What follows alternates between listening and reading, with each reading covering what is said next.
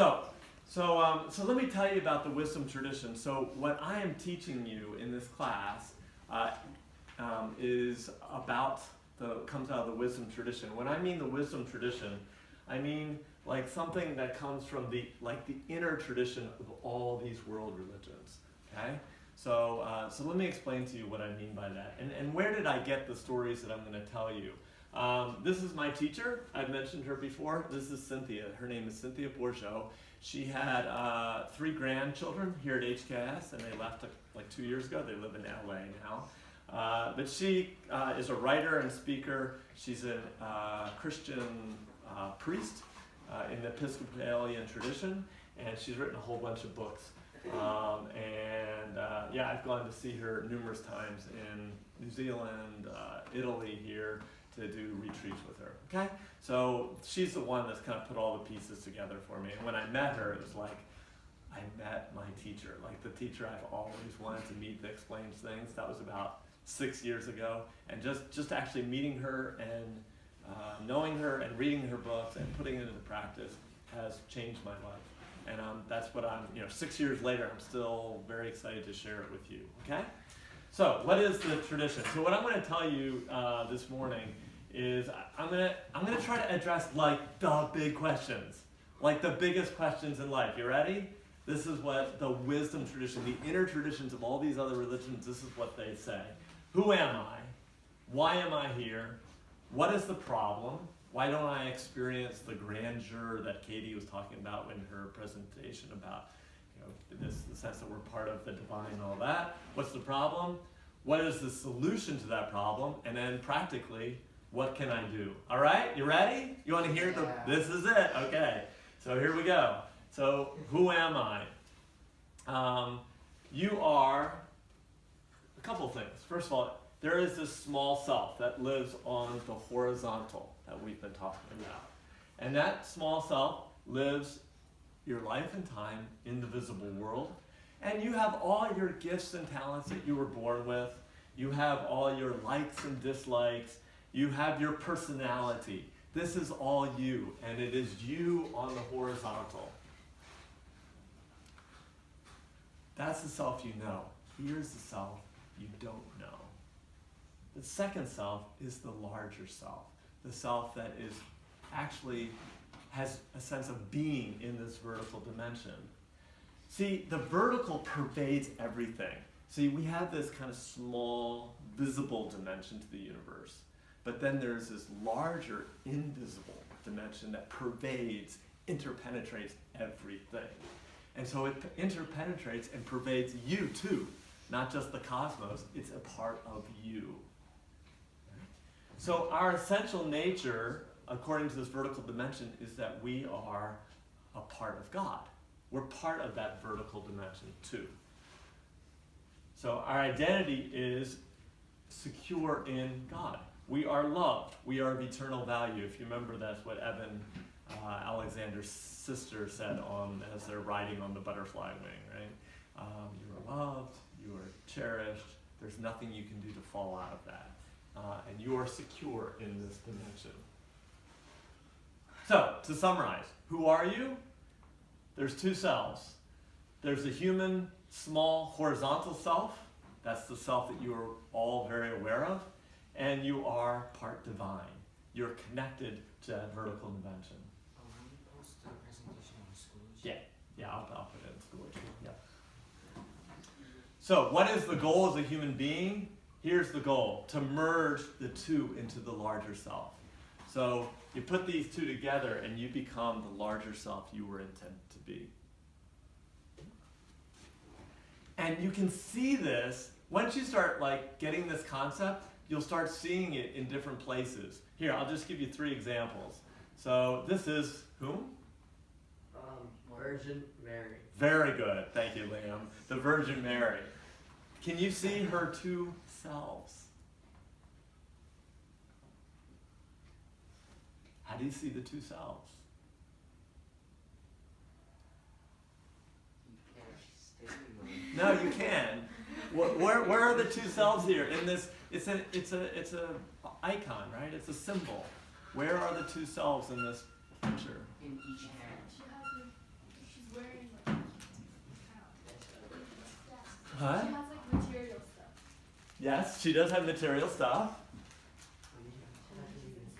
He's standing behind a blue backdrop. Okay, what is the blue backdrop? The space. Okay, that's space, right? Okay, oftentimes, although it's not in this picture, she oftentimes has stars as a crown.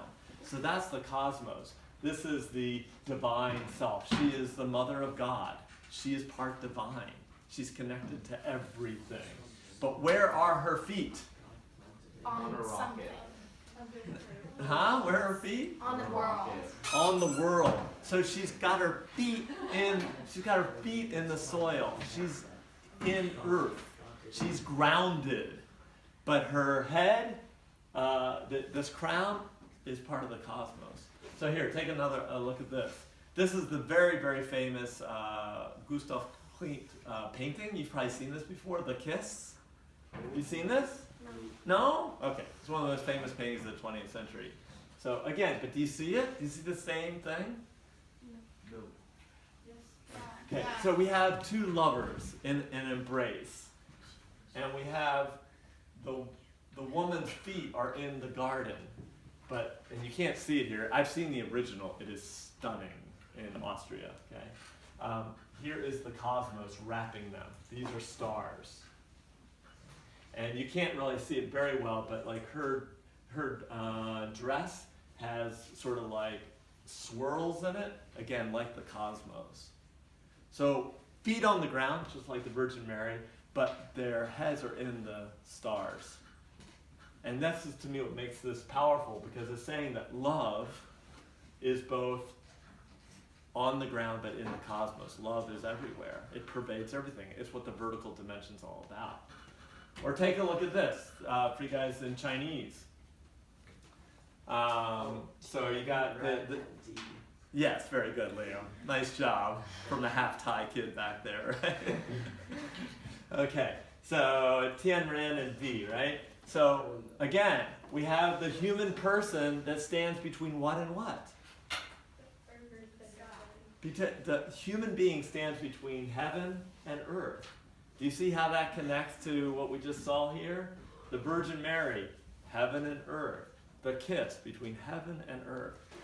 So it's everywhere. This idea that you are part human, part horizontal self, and part vertical self. This is what we intuit is our true identity. Okay? So why am I here? You're here, according to the wisdom tradition, to learn to see. That is your fundamental task, especially as high school kids and as early adults, is to learn to see, not with your physical eyes, but with that third eye, to be able to see this, that you are divine too, all right? So, that to understand you're part of God. So the small self is supposed to realize its true nature as part of God and to live as that larger self. So let's take so in the ideal world, what we want to do is be able to realize that that is our true nature. So this is what Eben Alexander says. The fabric of the afterlife was love. Yes, love dominated everything. So the presence of evil was small. If you wish to understand the universe, you should know love. That's why, Gabby, like your loving kindness meditation about Foshan is so important. Because it's dealing with probably more powerful experiences with love and care than you've maybe ever experienced in your life. Maybe. So, of course, it's still kind of percolating underneath, but you're not processing it. So doing that loving kindness meditation helps you process these very deep forces. Yeah. So, remember this is what Eben Alexander said. He said the lessons that he learned from near-death experiences, from his sister, you are loved and cherished dearly forever. You have nothing to fear. There's absolutely nothing you can do wrong. Or Jesus says this, he says, I am the vine, you are the branches. If you remain in me and I in you, you will bear much fruit. So it's that connection between the vertical and the horizontal, between you and the rest of the cosmos. That's what this is trying to say. So in the ideal world, you receive security and identity from that vertical dimension. You are therefore empowered to live out that, in Foshan in your daily life, because you're not a needy person. You're fulfilled. with what you really do need, which is love. So let's just take Foshan. So why am I here? I had to put that up there for you. This is your sis 3 years ago. Yeah. So the goal is to enlighten the rest of the universe with this knowledge. With what knowledge? What are we supposed to tell other people? What's the message? Well, the message is that they are part of God as well. But you got to find it for yourself first. Again, this is all according to the wisdom tradition. I'm not trying to say it's true. I'm just trying to say this is the message that like my teacher says. So why do you go to the Foshan orphanage? Well, you went to take care of children, and that's wonderful. But the ultimate goal is to what? To get those children to the point where they're not just worried about food and survival and their families. They understand that they also have a larger self. That there's something bigger that they're a part of. That's a beautiful message. So why am I here? It's love, right? Okay, so that we've heard that before, but this is trying to build the whole story. So what's the problem? Why don't we actually live this out? Here we go, guys. We lose contact with the vertical as a source of love and security. How does that happen? Now here we go, guys. This gets into the, hopefully you can really start to kind of clue in here.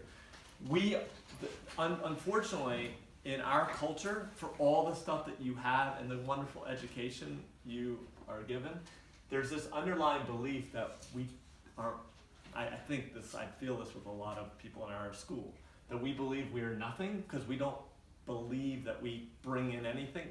We can only be something if we prove ourselves. You're only something if you achieve. If you don't achieve, you're nothing. Okay? You lost your value.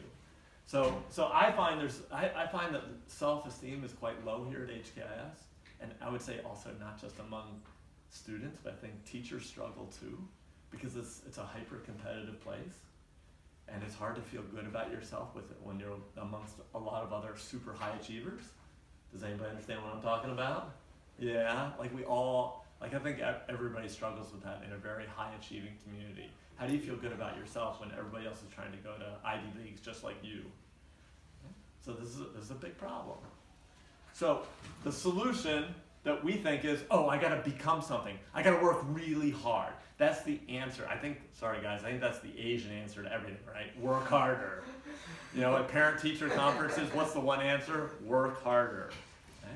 And of course you need to work harder. We all need to work, but the wisdom tradition says that's not the only answer.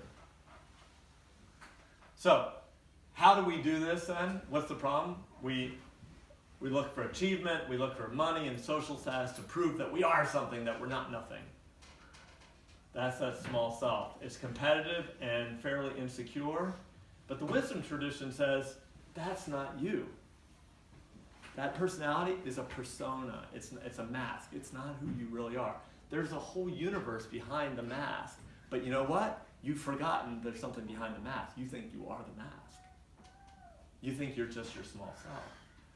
You are so much more than that small self. Okay, so HCAS is a small self machine. Would you agree it's a small self machine then? Yeah, it's an achievement culture. What's really important? GPA, SAT scores, how many extracurriculars you do, rec letters. Do they say you're an incredible student that needs to get into an Ivy League school? Isn't that sort of the basic storyline of HCAS? I think so. For the most part. College acceptances. This is the way you prove you are something. You're not a nothing. Because look at who I am. I've achieved all these things. But you can see it's insecure. And okay, let's say you get to an Ivy League. What about the 90% of your peers that don't? Do we just say, well, too bad, sucker, you lost? No, right? That's horrible. So is there some way where we can all feel like we can feel good about ourselves? So what's the solution? The solution that from the wisdom tradition is this thing called religion. And I don't mean formal religion that maybe you've experienced, but religio. Okay, you know what re means, right?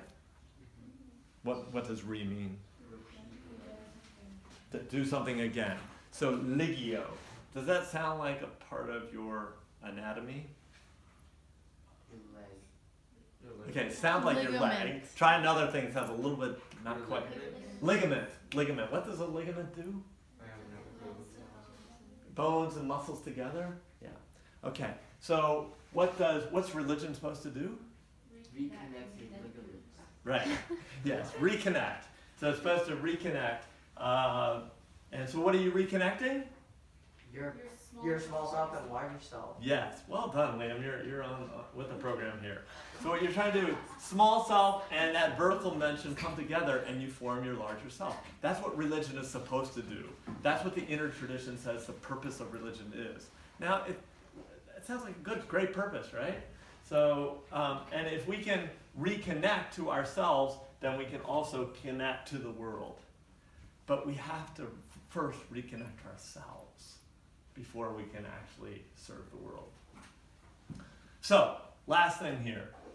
What can you do then? If this is the plan, what can you do? All right? This is the really practical thing. And this is the stuff that I didn't know 5 or 6 years ago. I've only, in the last couple of years, like, sort of figured this stuff out. And can I tell you the great thing that I found out? It's working with 9th graders. Like, I was pretty blown away by my classes last semester, and that's why I feel so confident with you guys, that if you follow the program, most of you will see really good results. Like, okay, so here's the program. What can I do? You need to train your 3 brains. Now, you've been told you only have 1 brain in your head, okay? But according to this tradition, you have more than 3 sources of intelligence.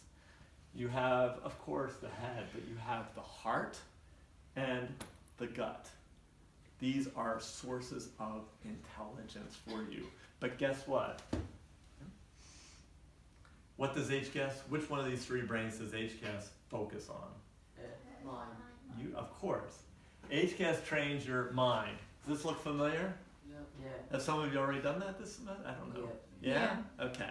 Right? So we put you in a gymnasium and we ask you to prove that you have, math skills or whatever.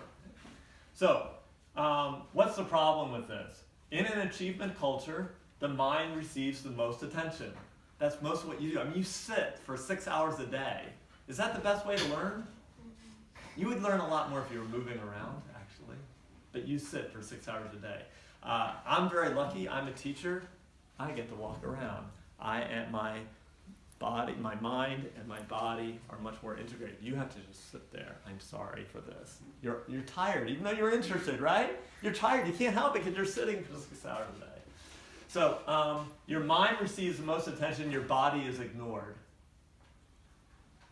And your heart, we just let it, like with Foshan, we just say, well, go feel, have a great experience. We don't teach you how to train your heart. Wouldn't it be nice if somebody taught you how to train your heart so you can deal with it? Well, that's what you did over the last few days. You were training your heart. And doesn't it feel much better? Yeah. So, now, what does the wisdom tradition say about this? This is what's it. Ready for this, guys? Here's sort of the kicker. According to the wisdom tradition, you are asleep. You are asleep. Why? The mind, because you're only in one center of your intelligence most of the time. The mind is great at questioning, analyzing, understanding logically. But in terms of reconnection, body and heart are better. See, the mind always questions and keeps things at a distance. If you want to connect, you need to develop your body and heart. But nobody teaches you how to connect your body and heart. And so we end up with a lot of people that are great in the mind, but are disconnected from everything except for what? What they think. There's more to life than what you think. Right? That's why kids love Interim, because it's not just the mind. It's a full body, and it's fun, and it's, right, you're with friends, it's collective experience. Okay, so what does it mean to train the body? It means to do these spiritual practices. You can do conscious walking. That means you, instead of being lost in your mind, you think through every movement. This is what we mean by conscious walking. You can do conscious breathing. You can do conscious eating. You can do everything consciously. And it will, this is my experience, it changes your life when you show up in life and you're not just mindlessly eating, breathing, walking. You actually train your mind to focus on what's going on in your body. So that's one thing. Second thing is the heart. And this is really interesting. Okay? This is sort of mind-blowing. Just try it out first. This is the theory. Okay? You think of your heart as a pump that pumps blood physically. But you know what? According to the wisdom tradition, your heart has 3 functions. The second is to feel emotionally. And if you watch a movie that really kind of touches you or scares you, don't you sometimes actually feel it in the heart? I went to see La La Land last weekend, and at one point in the film, who's seen it? Oh, okay. I won't give spoilers. But anyway, the final scene is pretty amazing. And when I saw the final scene, like my heart just kind of went, like I don't know if it stopped or opened or whatever, but I could actually feel it because I'm sensing these things now. So the heart, like the physical heart, also has an emotional component. Like it also feels. So it pumps blood, it feels, but this is the thing you're probably not aware of. According to the wisdom tradition, it also connects you spiritually to the vertical dimension. The heart is where the small self brain and the vertical dimension, they meet right here. And that's why you have to train your heart. See, if you start training your heart, Gabby, like we're talking about this, it allows you to open up to things that you've never opened up with. I think that's why Foshan is so powerful. So, but you need, now the next step is we need to train it, because once you train it, you open up to things, that vertical dimension outside of yourself. So see what happens this semester, you know? Yeah, it's pretty exciting. So you can train your heart through these spiritual practices. Here's a loving kindness meditation. Here's basically like a gratefulness meditation that trains your heart to be more grateful. This is what grace is about. How many of you guys prayed before a meal? Okay, very few of you prayed before a meal, which again, that's fine. That's our culture. But you know what? You're missing out on a chance to be grateful.